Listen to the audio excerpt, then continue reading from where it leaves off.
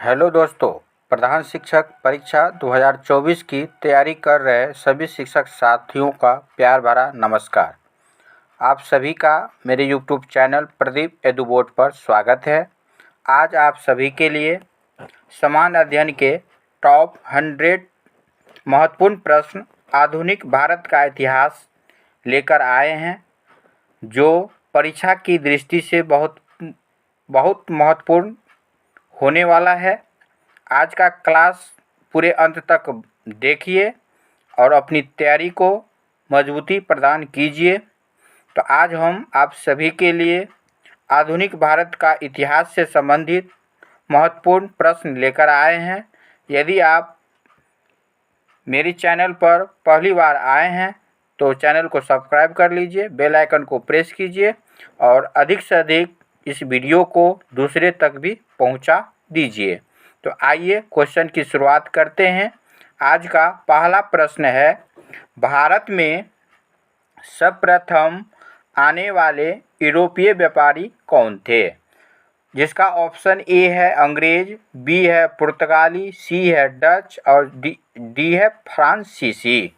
तो भारत में आने वाले यूरोपीय व्यापारी कौन थे? तो अंग्रेज जो है कब आया था? तो अंग्रेज जो है 1600 ईस्वी में 1600 ईस्वी में जो है वह भारत आए हुए थे। पुर्तगाली जो है 1498 है ना, 1498 ईस्वी में। और डच जो है 1602 ईस्वी में। और फ्रांसीसी जो है 1664 ईस्वी में। तो इस तरह भारत में सर्वप्रथम आने वाले यूरोपीय व्यापारी जो थे वो थे पुर्तगाली, है ना, 1498 में। तो वह पुर्तगाली कौन था? तो वास्को डी गामा, है ना। चलिए नेक्स्ट क्वेश्चन की ओर बढ़ते हैं। प्रश्न आज का दूसरा है, ईस्ट इंडिया कंपनी की स्थापना कब हुई? ईस्ट इंडिया कंपनी की स्थापना जो हुई थी वह हुई थी 1600 ईस्वी में। कब हुई थी? 1600 ईस्वी में, है ना। चलिए नेक्स्ट क्वेश्चन की ओर बढ़ते हैं। तीसरा प्रश्न है, ब्रिटेन के सम्राट जेम्स प्रथम के राजदूत के रूप में जहांगीर के दरबार में आने वाले यात्री कौन थे? बहुत महत्वपूर्ण प्रश्न है। ये प्रश्न कई बार परीक्षा में आ चुका है और आगे भी आने की संभावना है। तो आइए, तो जेम्स प्रथम के राजदूत के रूप में जो है जहांगीर के दरबार में आने वाले जो यात्री थे वो थे थॉमस रो, है ना, थॉमस रो। चलिए नेक्स्ट क्वेश्चन की ओर बढ़ते हैं। आज का चौथा प्रश्न है, ईस्ट इंडिया कंपनी को 3000 रुपये के बदले बंगाल में निःशुल्क व्यापार करने का अधिकार कब प्राप्त हुआ? तो ईस्ट इंडिया कंपनी को जो है 3000 रुपये के बदले बंगाल में निःशुल्क व्यापार करने का जो अधिकार जो प्राप्त हुआ वो हुआ था 1717 ईस्वी में, है ना। तो 1717 ईस्वी में जो है फर्रुखसियर, उस समय के जो नवाब थे फर्रुखसियर, कहाँ के? तो बंगाल के। तो फर्रुखसियर ने 3000 रुपया वार्षिक कर के बदले जो है कंपनी को बंगाल, बिहार और उड़ीसा में व्यापार करने का जो है अधिकार दे दिया, है ना। चलिए नेक्स्ट क्वेश्चन की ओर बढ़ते हैं। आज का पांचवा प्रश्न है कि अंग्रेजों ने सर्वप्रथम अपनी व्यापारिक कोठी कहाँ स्थापित की थी? तो अंग्रेजों ने अपने सर्वप्रथम अपनी व्यापारिक कोठी जो है ऑप्शन डी सूरत में जो है स्थापित की थी। कब? तो 1608 ईस्वी में, है ना। चलिए नेक्स्ट क्वेश्चन की ओर बढ़ते हैं। कलकत्ता शहर की नींव किसने डाली? तो कलकत्ता शहर की जो नींव जो थी वह किसने डाली थी? जॉब चारनाक ने, है ना। किसने? तो जॉब चारनाक ने। चलिए नेक्स्ट क्वेश्चन की ओर बढ़ते हैं। फ्रांस में फ्रांसीसियों ने पहली फैक्ट्री कहाँ स्थापित की थी? तो भारत में जो है फ्रांस ने पहली फैक्ट्री जो है वह स्थापित की थी कहाँ? तो बताइए। तो पहली फैक्ट्री जो है वह क्या का मतलब ऑप्शन डी सूरत में, तो कब? तो 1667 ईस्वी में। और फ्रांस जो है, फ्रांसीसी कंपनी जो है भारत में जो कब आया था? 1664 ईस्वी में। इस मतलब है ना। और पहली फैक्ट्री की जो स्थापना हुई थी वह सूरत में हुई थी 1667 ईस्वी में। चलिए नेक्स्ट क्वेश्चन की ओर बढ़ते हैं। तो आज का जितने भी प्रश्न है परीक्षा की दृष्टि से तैयार किया गया है, इसीलिए पूरे अंत तक इस वीडियो को देखिए। और वीडियो पसंद आए तो ज़रूर लाइक कीजिए और लाइक करके उसे दूसरे तक भी पहुंचा दीजिए। चलिए 8वां प्रश्न है आज का, बहुत महत्वपूर्ण प्रश्न है। यूरोपीय व्यापारियों के भारत आगमन का सही क्रम कौन सा है ना? तो सबसे पहले पुर्तगाल आए थे। तो पुर्तगाल जो है कब आए थे? तो 1498 ईस्वी में। क्रम आप लोग नोट कर सकते हैं, ईस्वी को याद कर सकते हैं। तो पुर्तगाली ईस्ट इंडिया कंपनी की जो स्थापना हुई थी कब? 1498 में। इसके बाद कौन आए थे? तो ब्रिटिश आए थे, अंग्रेज। कितने में? तो 1600 ईस्वी में। अंग्रेज के बाद आने वाले कौन थे? तो डच थे। तो डच जो थे वह थे 1602 ईस्वी में। उसके बाद जो है डेनिश आए थे, डेनिश। डेनिश का जो कार्यकाल है वो आया था 1616 ईस्वी में। कब आया था? 1616 ईस्वी में। इसके बाद आया था फ्रांसीसी, फ्रेंच कंपनी जो आया था वो आया था 1664 ईस्वी में। इसके बाद आया था स्वीडिश ईस्ट इंडिया कंपनी जो है 1731 ईस्वी में आया था। तो इस तरह आप मिला सकते हैं। तो सबसे पहले पुर्तगाल आए थे, तो पुर्तगाल हो गया। इसके बाद अंग्रेज आए थे, ब्रिटिश हो गया। ब्रिटिश के बाद आए थे 1602 ईस्वी में कौन? तो डच। तो डच आए थे, तो डच हो गया। इसके बाद फ्रेंच जो है 1664 ईस्वी में। और डेन जो है कब आया था बताइए आप लोग? डेन जो है 1616 ईस्वी में। उसके बाद फ्रेंच होगा। तो इसमें इस हिसाब से ये इनमें से कोई नहीं हुआ है ना, इनमें से कोई नहीं। अगर डच के बाद हो आएगा कौन चीज़? पुर्तगाली हो गया। इसके बाद ब्रिटिश हो गया। ब्रिटिश के बाद डच हो गया। डच के बाद डेनिश और डेनिश के बाद फ्रेंच। इस तरह इसका राइट आंसर इसमें से कोई नहीं होगा। आप लोग इसको ईस्वी वार लिख सकते हैं, लिख लीजिए, बहुत काम का चीज़ है। चलिए नेक्स्ट क्वेश्चन की ओर बढ़ते हैं। आज का 9वां प्रश्न है, भारत तक पहुंचने के लिए समुद्री मार्ग की खोज किसने किया था? तो भारत तक पहुंचने के लिए समुद्री मार्ग की खोज जो है किसके द्वारा? तो पुर्तगाली के द्वारा। कब? तो 1498 ईस्वी में। कौन आए थे? तो वास्को डी गामा।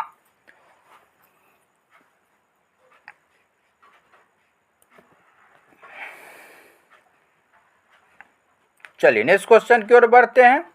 आज का 10वां प्रश्न है, वह पुर्तगाली कौन था जिसने गोवा पर अधिकार किया था?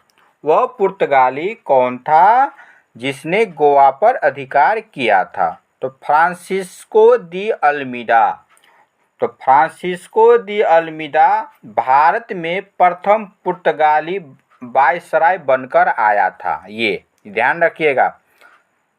फ्रांसिस्को दी अल्मीडा जो है 1505 ईस्वी में, 1505 ईस्वी में पुर्तगाली वायसराय बनकर आया था।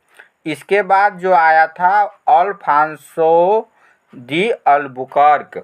तो अल्फांसो दी अल्बुकर्क जो है क्या किया? 1510 ईस्वी में बीजापुर के शासक यूसुफ आदिल शाह, बीजापुर के शासक जो थे यूसुफ आदिल शाह से 1510 ईस्वी में क्या किया? गोवा पर अधिकार कर लिया। तो गोवा पर अधिकार करने वाले जो पुर्तगाली थे, वायसराय थे, पुर्तगाली वायसराय व अल्फांसो दी अल्बुकर्क। कितने में? तो 1510 ईस्वी में। किसके शासक काल में? तो यूसुफ आदिल शाह के शासन काल में। चलिए नेक्स्ट क्वेश्चन की ओर बढ़ते हैं। 11वां प्रश्न है आज का। डच कंपनी ने भारत में अपनी पहली फैक्ट्री कहाँ स्थापित की थी? डच कंपनी ने अपनी पहली फैक्ट्री, है ना, पहली फैक्ट्री जो है कहाँ स्थापित की थी? तो मुसलीपट्टम में, जिसका नाम क्या है? पुलिकट में पड़ता है ना। इसका पुलिकट जो है, इसका क्या हो जाएगा? राइट आंसर हो जाएगा। चलिए अब आइए 12वां प्रश्न है। प्लासी का युद्ध हुआ था। प्लासी का युद्ध कब हुआ था? तो 1757 में। किनके किनके बीच? तो अंग्रेज और बंगाल के नवाब सिराजुद्दौला के बीच। तो बंगाल और अंग्रेज के जो उस समय के जो नायक थे लॉर्ड क्लाइव, है ना, सेनापति थे अंग्रेज का, उन्हीं दोनों के बीच जो है प्लासी का युद्ध 1757 ईस्वी में हुआ था, है ना। चलिए नेक्स्ट क्वेश्चन की ओर बढ़ते हैं। अब है बक्सर का युद्ध हुआ था। बक्सर का युद्ध कब हुआ था? तो 1764 ईस्वी में। तो 1764 ईस्वी में जो है अंग्रेजों ने क्या किया था? तो शाह आलम द्वितीय, है ना, शाह आलम द्वितीय जो मुगल सम्राट थे, शुजा-उद-दौला जो अवध का नवाब थे, और मीर कासिम जो बंगाल का नवाब थे। तो ये तीनों के संयुक्त सेना को जो है उसने क्या किया था? पराजित किया था, है ना, 1764 ईस्वी में। तो अंग्रेज का जो सेनापति था हेक्टर मुनरो। तो हेक्टर कई बार परीक्षा में पूछा जाता है कि बक्सर युद्ध में अंग्रेज का सेनापति कौन थे? तो हेक्टर मुनरो। तो हेक्टर मुनरो के नेतृत्व में क्या हुआ था? बक्सर युद्ध हुआ था, जिनमें मुगल शासक, इसके बाद अवध का नवाब और क्या कहते हैं, बंगाल का नवाब और अवध का नवाब, ये तीनों संयुक्त सेना को जो है उसने क्या किया था? पराजित किया था। चलिए नेक्स्ट क्वेश्चन की ओर बढ़ते हैं। कर्नाटक का युद्ध किस किस के मध्य लड़ा गया था? तो कर्नाटक का जो युद्ध था वो अंग्रेज और फ्रांसीसी के बीच के मध्य जो है वो लड़ा गया था। चलिए नेक्स्ट क्वेश्चन की ओर बढ़ते हैं। प्लासी का युद्ध किस किस के मध्य लड़ा गया था? तो प्लासी का युद्ध जो है वह सिराजुद्दौला और अंग्रेज के मध्य लड़ा गया था। कब? तो 1757 ईस्वी में। कब लड़ा गया था? 1757 ईस्वी में। चलिए नेक्स्ट क्वेश्चन की ओर बढ़ते हैं। मीर कासिम ने अपनी राजधानी मुर्शिदाबाद से हटाकर कहाँ स्थापित की थी? तो कहाँ? तो मुंगेर में, है ना। कहाँ स्थापित की थी? मुंगेर में। चलिए नेक्स्ट क्वेश्चन। सत्यार्थ प्रकाश की कीर्ति किसकी कीर्ति है? तो सत्यार्थ प्रकाश जो है स्वामी दयानंद सरस्वती की कीर्ति है। सत्यार्थ प्रकाश जो है की रचना जो है स्वामी दयानंद सरस्वती के द्वारा किया गया था। चलिए नेक्स्ट क्वेश्चन की ओर बढ़ते हैं। वेदों की ओर चलो का नारा किसने दिया था? तो वेदों की ओर चलो का नारा जो है स्वामी दयानंद सरस्वती के द्वारा दिया गया था। तो आज का जितने भी प्रश्न है बहुत महत्वपूर्ण है और सभी परीक्षा के लिए आधुनिक भारत के इतिहास से जरूर 2 से 4 क्वेश्चन जो है पूछा ही जाता है, तो इसीलिए पूरे अंत तक बने रहे।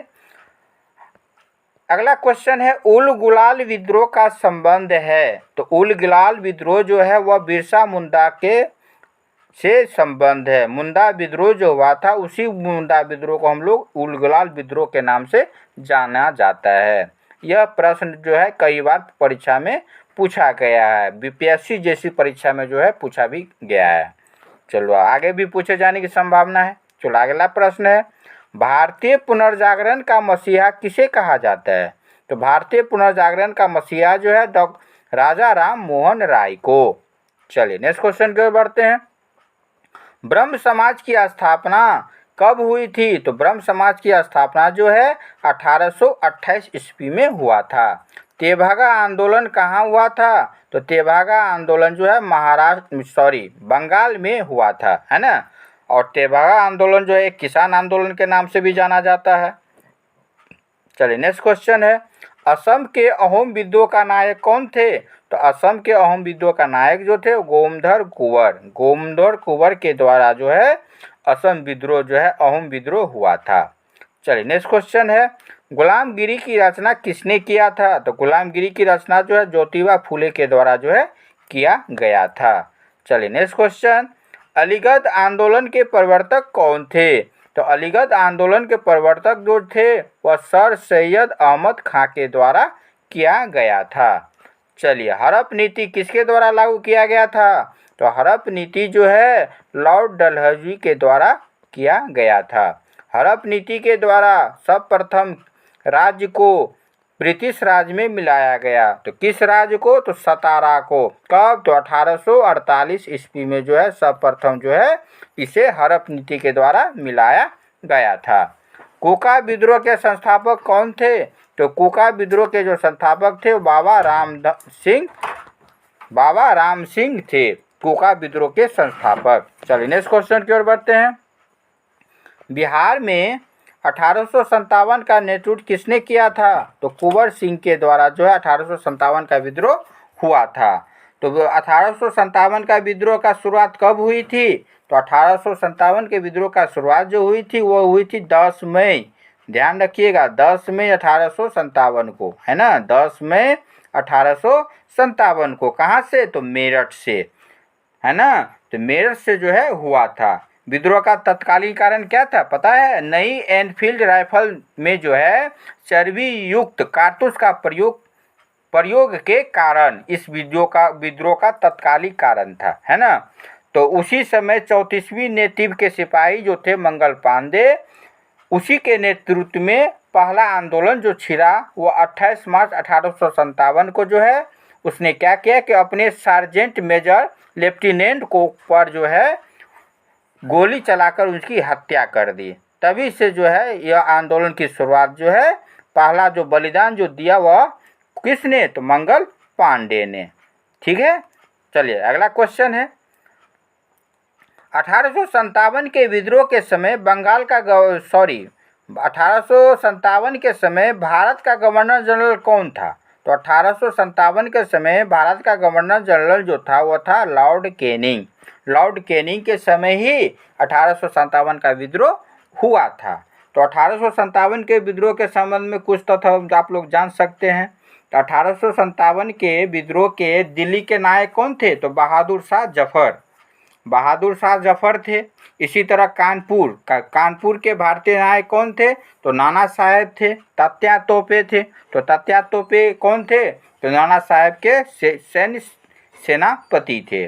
लखनऊ, अब आइए लखनऊ, तो लखनऊ से जो है इस विद्रोह के नायक कौन थे? तो बेगम हजरत महल, है ना। झांसी से तो रानी लक्ष्मीबाई, इलाहाबाद से जो थे लियाकत अली, जगदीशपुर से जो थे वह कुंवर सिंह थे, बरेली से जो थे वह खान बहादुर खान थे।